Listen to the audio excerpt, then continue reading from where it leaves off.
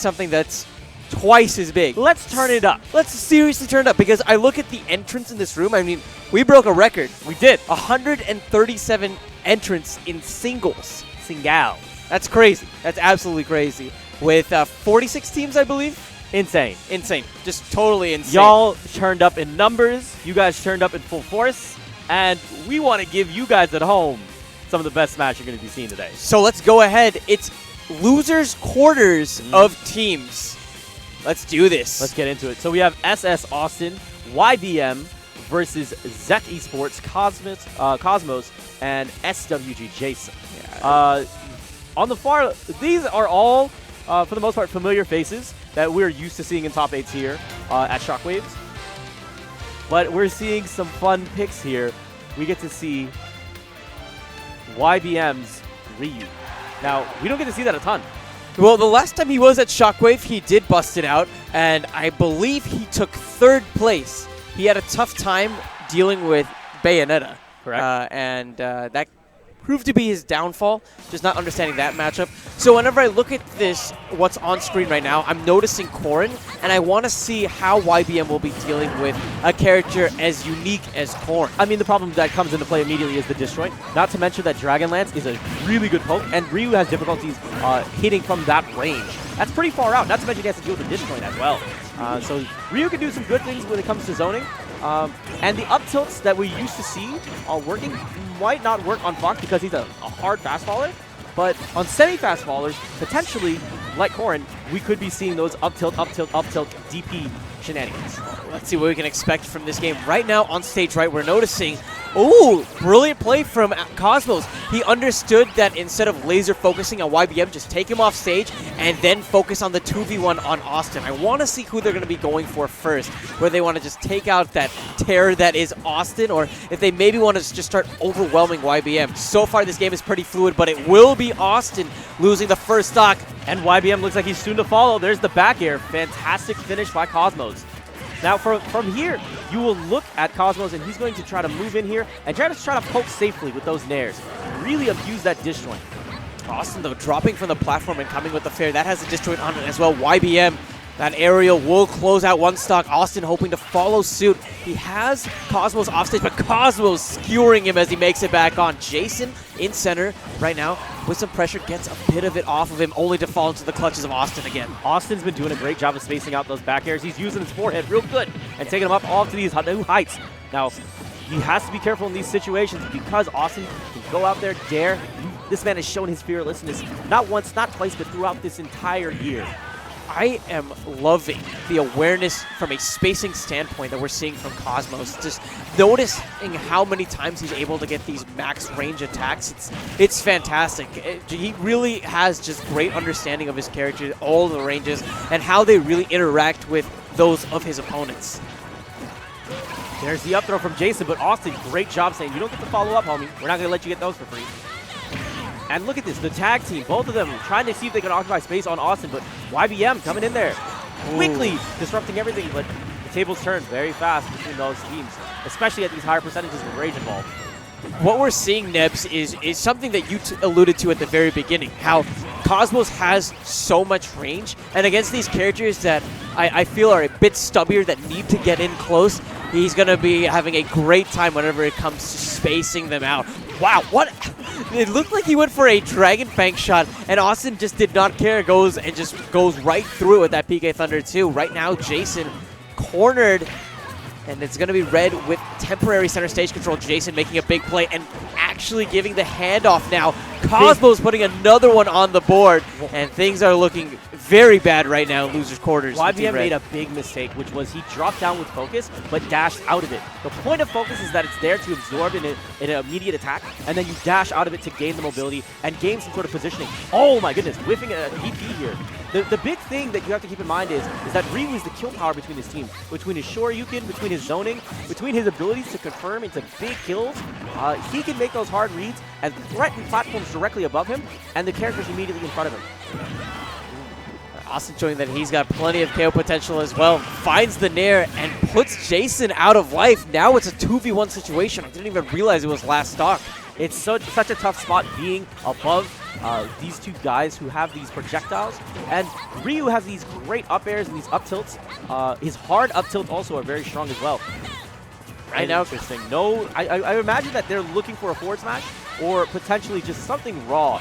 But they're pestering very easily, very quickly. What I'm thinking about if I'm Cosmos is I cannot afford a down air. He could have gotten through the PK Thunder with a down air, but the only problem with that is he would have fallen victim to the Shoryu that we saw from Y.b.M.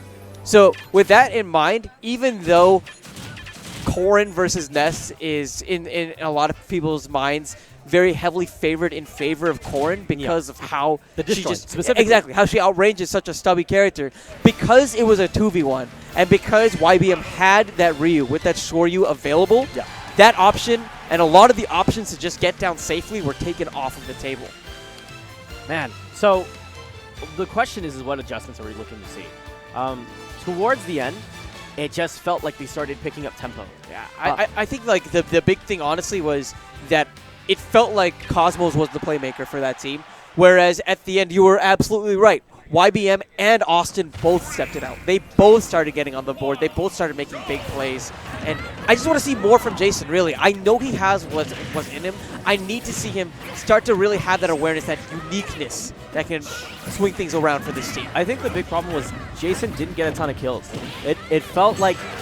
Because, and this is one of the problems that comes with Fox, is that sometimes it's difficult to confirm any kills with this character. It requires one hard read at the very least.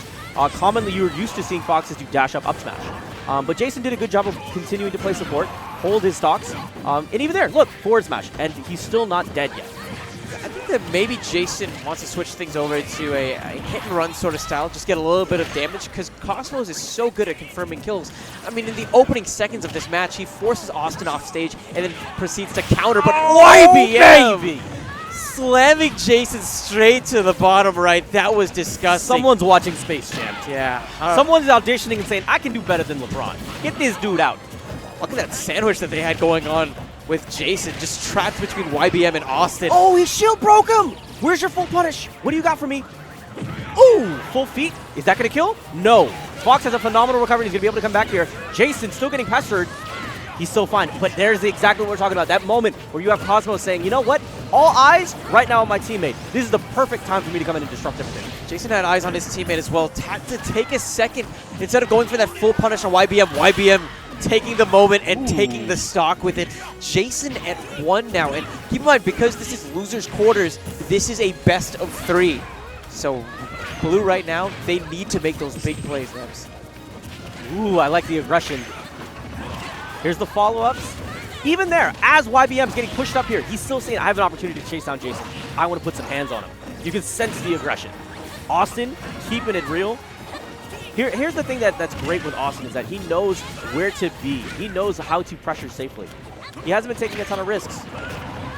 And Ness has that tool set to be able to carry out some of those high reward, minimal risk maneuvers, especially the way that Awestin is doing them. You'll notice a lot of falling up airs, some quick nairs. Right there trying to go for the back throw, ends up skewering everyone, but it's only going to be Awestin who loses the stock. So now, stock's tied, but just looking at the percent, Blue is still at a mountain of a deficit. I don't know if they can honestly bring this back. JaySon has to be able to play perfectly from this moment forward, and being such a light character, he might not be afforded that sort of leniency on stage, and Austin's going to clean it up. Another 2v1 for Cosmos, and it's looking rough. It's looking rough. You're definitely right. It is looking grim. And considering that Austin's going to go out here and just continue to rack up percentage, continue to just go out there with those fares. I mean, both of these characters have great zoning potential. Ooh, that perfect parry. You're noticing that they're being so respectful of each other's zones. They don't want to get scooped up by a big counter, have something haphazard happen, and lose these stocks in a momentum-shifting sort of moment. Well, more than anything else, that they don't want to be in each other's ways because they both have, because particularly Y.b.M has rage. If he looks at hits Ness wrong, he's gone. And even there, he's so glassy. He was making sure that he didn't get caught by that dragon lance. That was such an amazing bait from Cosmos. By doing that dare, he knew Y.b.M was waiting for it, but he looked at where Y.b.M was and executed the dare at a time where Y.b.M wouldn't be able to actually punish unless he had, I think, perfect reaction time. And there's forehead. That's going to take him off top, and that's going to do it. Awestin and Y.b.M advancing. JaySon and Cosmos, good friends. They have a lot to think about going forward. They had some really close sets. And even though that was a 2-0, that was last stocks at the end. It felt like there was a lot of kill power on Team Red between Y.b.M and between Awestin. They just did a great job towards the end of just playing it cautious, playing it safe, just saying, look, we're going to go into this end game, and we're going to have these 2v1 situations. We're going to keep it safe, put these hands in front of me, put damage on the board, and even if I lose, I got my homie in the back with a shotgun ready to go. Exactly. But yeah, another match coming up